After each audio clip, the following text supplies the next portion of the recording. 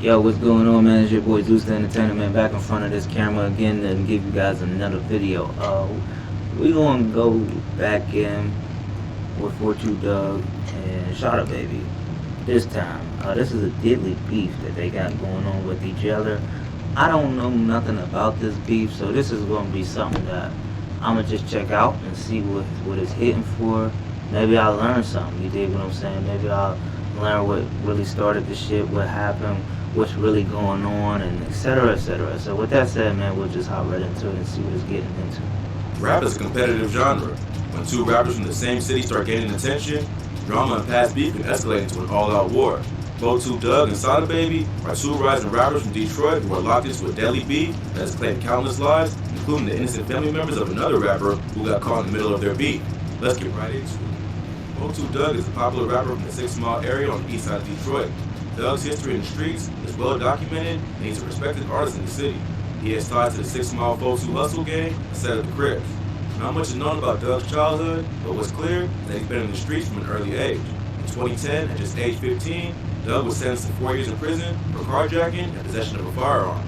After getting into a fight with another inmate, Dugg was sentenced to an additional 2 years and spent a total of 6 years locked up. Dugg has stated in interviews that he started rapping while he was locked up and decided to go hard with his music career after being released.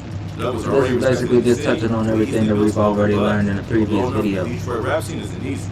Only a few artists from Detroit like Eminem or Big Sean have managed to make it to a mainstream level, and if Dugg wants to be the next rap superstar, he'd have to collab with popular artists outside the city. So Dugg did just that, and after meeting Lil Baby in the Dice game, he was featured on the tracks We Paid and Grace from the Atlanta Rappers 2020 album My Turn. This exposed Dugg to a whole new audience and pushed his career to new limits. He also became cool with another music industry veteran, Yo Gotti, and signed to his label CMG. Dugg has also signed to Lil Baby's 4PF label, so he was able to push himself into both the Atlanta and the Memphis rap scenes while being mentored by some of the biggest names in the industry. Things were looking good for folks. And I feel as though that you need shit like that, bro. That's some real shit. Detroit. But Dugg isn't the only artist blown up in the city. Another rapper who was a sworn enemy of the 42 Hustle gang, named Sada Baby, was also blown up around the same time. Sada Baby is from the 7 Mile area of East Detroit. Unlike Dugg, Sada Baby was not in the streets from such an early age and gravitated toward that lifestyle later on. He started rapping at age 19 and would freestyle for a few hours every day to practice. Okay, so when did he gravitate to the lifestyle? You want to tell me that? But after 3 years, the music still wasn't paying the bills, and he was forced to live at his grandma's house and get a job. It wasn't until he was 22 or 23 that he decided to join the gang and became affiliated with the Red Zone Bloods in his neighborhood. Sada Baby has faced a lot of backlash for joining the gang at an older age. Most active gang members jump off the porch before they're 18, and joining the gang at 22 in many places isn't allowed. There's also the fact that Sada Baby's cousin, Icewear Vezo, is a Crip from another area of Detroit, and they've collaborated on music and videos together in the past. But in an interview with Hip Hop DX, the rapper explained their relationship went deeper than the streets, and they respected each other too much to beef over gang affiliation. But even if he started gangbanging at an older age, Sada Baby still reps the Bloods and is one of the most popular rappers coming out of Detroit. This means that he inherited any beefs his gang has with rival sets, including the 42 Hustle Boys. These two gangs have been at war for over 15 years. The 7 Mile Bloods were originally the dominant group in the area and had beef with most of the other local gangs, including the 42 Crips. The beef began to change around 2014 after a shooting outside a parole office led to an all-out war. Two Hustle gang members, known as 42 Swings, crossed paths with a member of the 7 Mile Bloods outside the building where they all had appointments to meet with their parole officer. The 42 Twins jumped into a car with other members of their gang. That's some bullshit. If you already know that these niggas is beefing with each other, why have them motherfuckers meet up all at the same area? What the fuck? You couldn't have one meet there and one meet there? You motherfuckers know that these motherfuckers are in a beef. You dig what I'm saying? Don't try to act like y'all don't know what the fuck going on. Y'all dumbass police officers know what the fuck going on. Why would y'all have them in the same area together?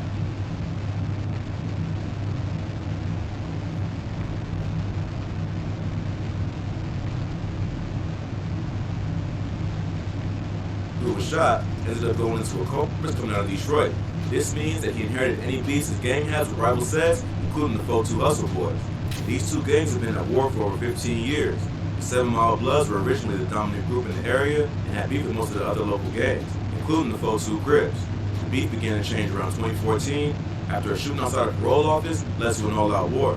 Two Hustle gang members, known as 4-2 Twins, crossed paths with a member of the 7 Mile Bloods outside the building where they all had appointments. And if it's a parole officer, why can't the parole officer come to you and y'all have a fucking meeting on a tablet or some shit?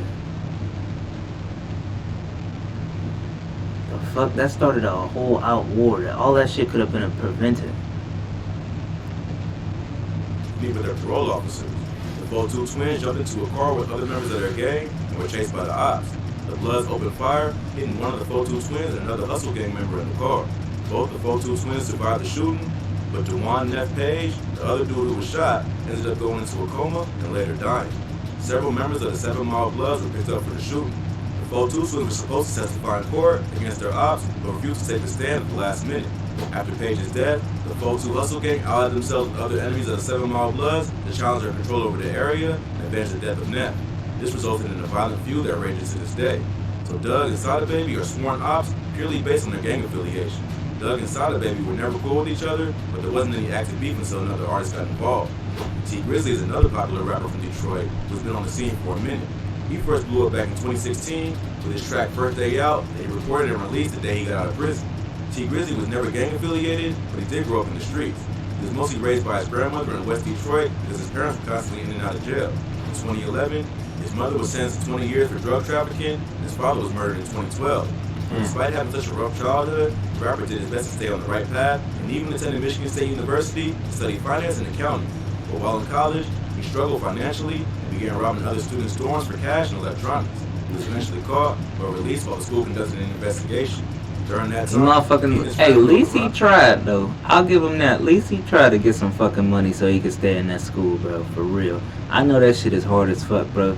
Especially you trying to focus on school and you struggling at the same time too, bro. That shit can really cause a toll on you, bro. So I mean, he did everything he possibly could, bro. Unfortunately, he wasn't successful with the shit that he tried to do, you know, with the stealing. I'm sure it helped out for a while, but you know, shit happens, man. He ended up robbing a jewelry store in Lexington, Kentucky.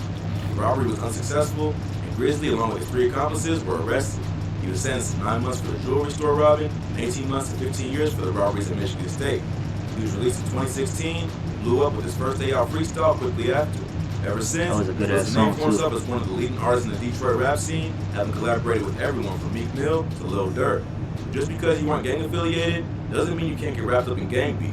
And T Grizzly has gotten himself in the middle of the war between the 6 Mile Crips and 7 Mile Bloods by playing both sides. Early in his career, T Grizzly collaborated with one of the 4-2 Twins on a track called Secrecy.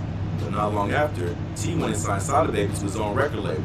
4-2 Twin wasn't feeling the fake love and took to social media to call out T Grizzly for pretending to f with him and then turn around and sign his op. But all in all, motherfucking T Grizzly ain't have no gang ties. You dig what I'm saying? Like, y'all motherfuckers mad at that nigga, but he ain't had no gang ties. You dig what I'm saying? He wasn't beefing with nobody at all. But I mean, that's just the way of the streets, and I know that shit is fucked up, but it's the truth, bro. He was just trying to do some positive shit, you dig? And put niggas on at the end of the day, and shit happened the way it happened, but we're gonna continue with the video. T Grizzly responded by claiming that he was just trying to spread love and put some money in everyone's pocket, and he still gets accused of being fake. 4-2 Twins clearly wasn't feeling it. See, that wasn't no fake shit. You was trying.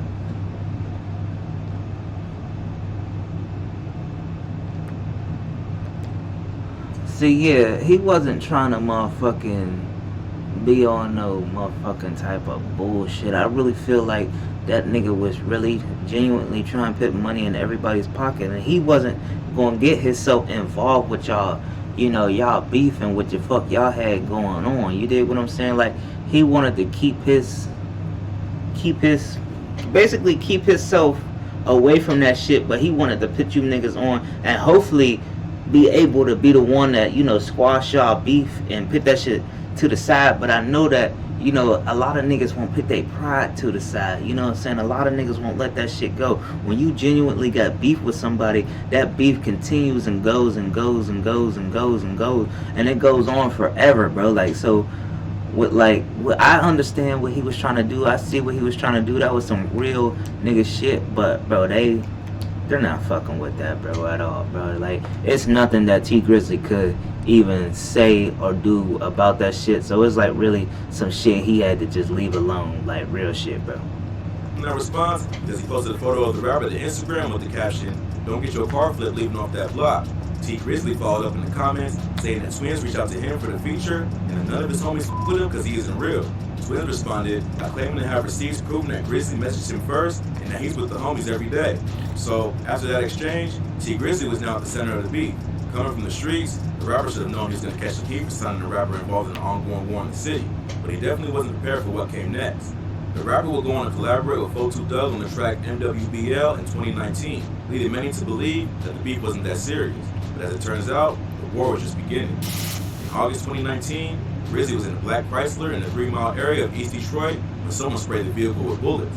The rapper wasn't injured in the shooting, but his 41-year-old aunt, JB, who also acted as his manager, was shot and killed. Sada Baby was also managed by... Man, that's some terrible ass shit, bro. Like, real shit, bro. I really, like, I understand, like, he probably had a show going on and shit like that, but a lot of you niggas, you know, clown motherfucking artists and shit when they leave a city and they just stop being around there and shit, bro.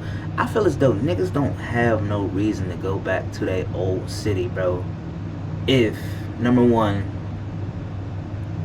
the only reason I feel as though that you need to go back to your old city is if A, you got family there that you want to go see, or B, you got motherfucking a show there. You dig what I'm saying? Other than motherfucking that, bro, leave that shit the fuck alone. There's no reason for you to even be trying to hang around there and be talking about, oh, I'm just going to go to my motherfucking hood. I'm going to go show my homies love. I'm going to go do this, that, and that for it, bro.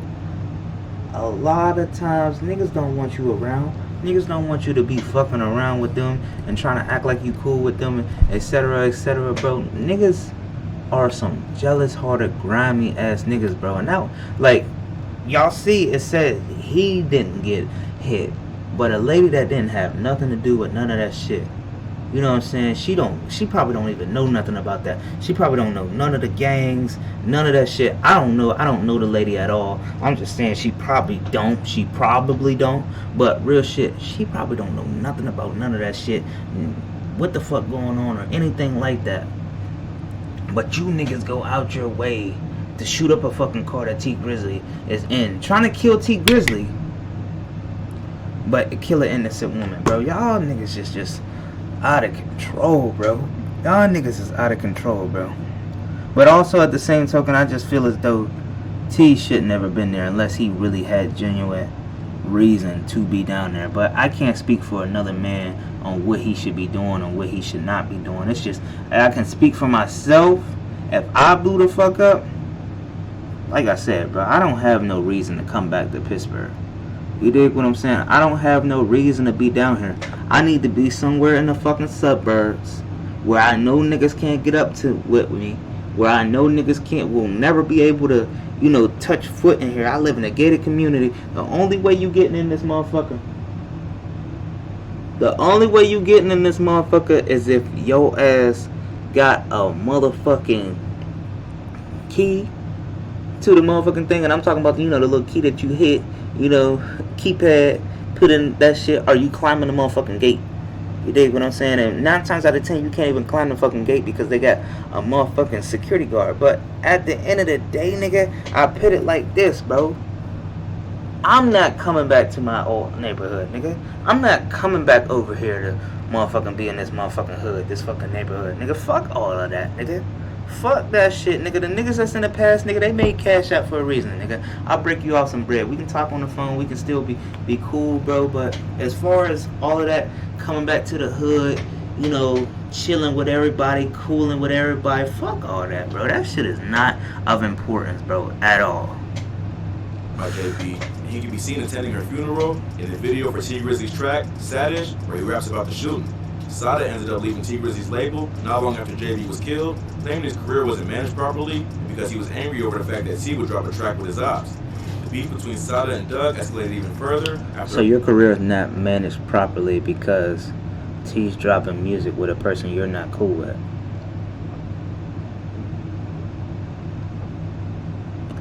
I'm not even going to touch on that, bro. Party in Detroit that they were both at. The 4-2 gang took the stage and performed a diss track aimed at the 7 Mile Bloods while Sada was in the audience. It was also rumored that 4-2 Dugg had something to do with the situation where Sada allegedly had his chain snatched at the recording studio. Sada was interacting with fans online when he let it be known that he wasn't cool with Cleveland rapper Dugg. Every time I see Sada, it just look like that nigga just talking with his eyes closed, just sleep. That nigga be off all types of fucking drugs. It's not funny, but God, like, bro, this is how you want to walk around and be, bro. This shit right here is not it. This shit is not it. I mean, it's cool to indulge and get high, you know what I'm saying, and do what you do, you know, have your little drink or whatever. But, bro, if you getting this fucking lit to the point where you can't even keep your fucking eyes open, bro, and you gotta be like this talking to motherfuckers and shit like that, bro, this nigga look like he strung out on some type of shit, bro. Like, that ain't the way that you wanna fucking be. And then when you get that motherfucking lit, bro, it's almost like you can't do shit, bro. So if a nigga was to come to try to fuck you over or motherfucking take your life, bro, you ain't gonna be able to do shit at fucking all, bro. Not shit at fucking all, bro. Like, this nigga's eyes is really closed while he's doing an interview. Like, what the fuck? Oh boy. The old boy wasn't feeling the disrespect. He took to social media to clown Sada for being a fake blood and getting his chain snatched at the studio. Sada responded by saying that Doughboy's claims were all cap and he was just trying to gain some clout by mentioning his name. Doughboy followed up with another video where he gives even more details about the alleged robbery. He claims that Sada Baby got stripped naked and robbed with his own gun. The robbers got away with the rapper's chains, bracelets, money, drugs, and everything else he had on him at the time. Sada... I don't really know, because a Doughboy really do sometimes be speaking a lot of motherfucking facts about motherfuckers.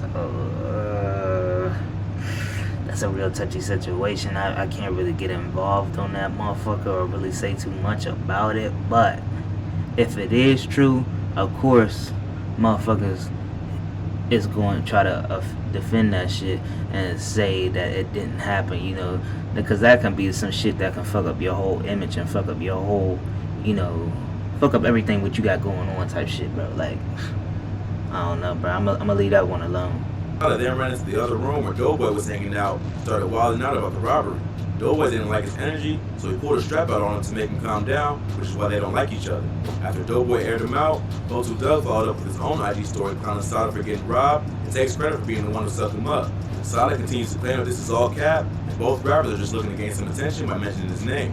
There isn't any camera footage or other evidence from the night of the robbery to prove whose side of the story is real, so it's up to the fans to decide who they're rocking with.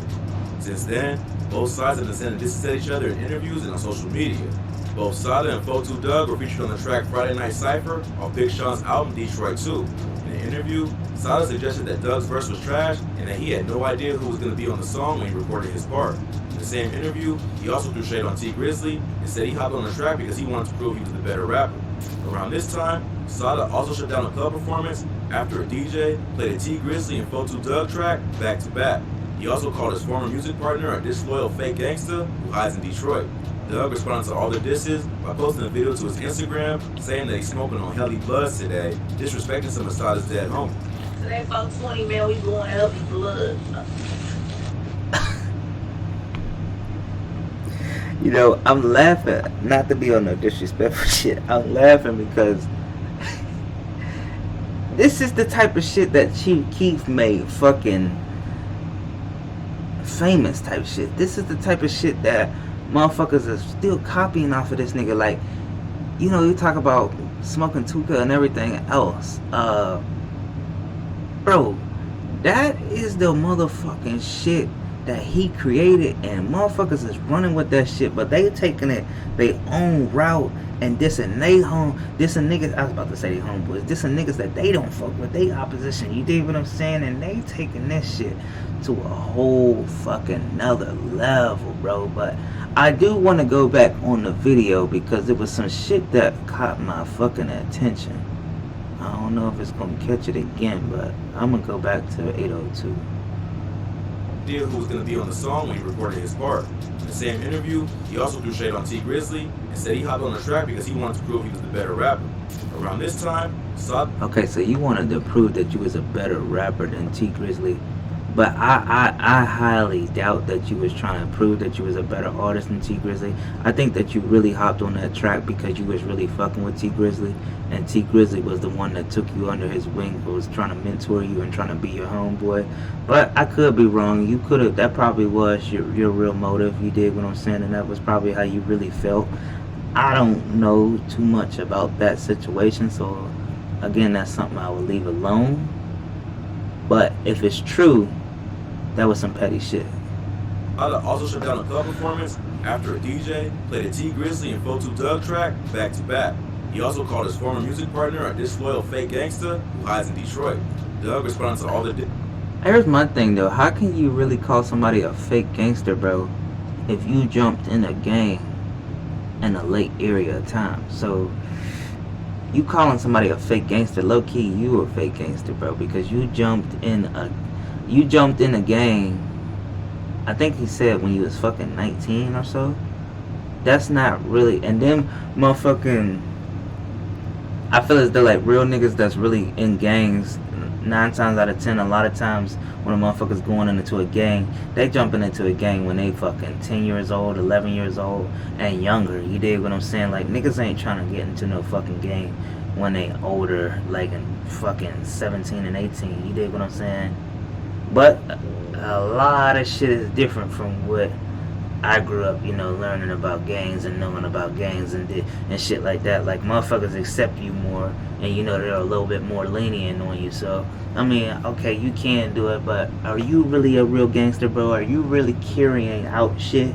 Are you really doing shit, or are you paying somebody to do the shit for you? Because, see, it's a thing where you can be a real gangster and you can be a real, you know, thug and all of that shit, but is Sada Baby really carrying out his work, or is he having somebody else do it for him? Back. He also called his former music partner a disloyal fake gangster who hides in Detroit. Dugg responded to all the disses by posting a video to his Instagram saying that he's smoking on Helly Bloods today, disrespecting some of Sada's dead homie. Today, 420, man, we going Helly Blood. We going Helly Bloods today. So neither side is trying to be subtle about how they feel about the other crew. Both rappers' careers have been taking off over the past few months. 42 Dugg has been featured on tracks with major artists like Future and Roddy Ricch. Plus, Sada Baby had Nicki Minaj remix his track Whole Lotta Choppers, which ended up going viral on TikTok. So far, that shit was hard, I ain't gonna even lie to you. Sada Baby has stayed out of trouble. But I will say this, both of these motherfuckers are already established in this motherfucking game, bro. Like, they can really leave that street shit alone and just 100% focus on their motherfucking music, bro. Like, leave all that diss and shit alone, because you see a lot of niggas nowadays just wanna be able to say that, hey, I did this or I did that. You dig what I'm saying? To another individual, but it takes a real motherfucking nigga to be able to walk away from some type of shit, you dig? And be a bigger person. But now, like, it's so much shit going on in this certain category. It can't even be no forgiveness or anything like that, bro. Like, all that shit is just out the window. It's over with. With the law, while 42 Dugg's past has come back to haunt him. In 2020, he was arrested for fleeing from police in a rental car, and not long after, he was arrested for violating his probation by visiting a gun range. He was also the possible target of another shooting that occurred at the filming of the music video for his collaboration with Roddy Ricch for the gang. Neither rapper was injured, as Peasy was arrested in connection with the shooting. Peasy has maintained his innocence, but since it's an open case, he hasn't spoken out much about what happened. Internet rumors claim that Peasy was not the one shooting up the music video, but was firing back at someone who was. The rapper was arrested for aggravated assault with a deadly weapon and held on $60,000 bond. So if it was a case of self-defense, they probably wouldn't have arrested him, unless he refused to cooperate with the police.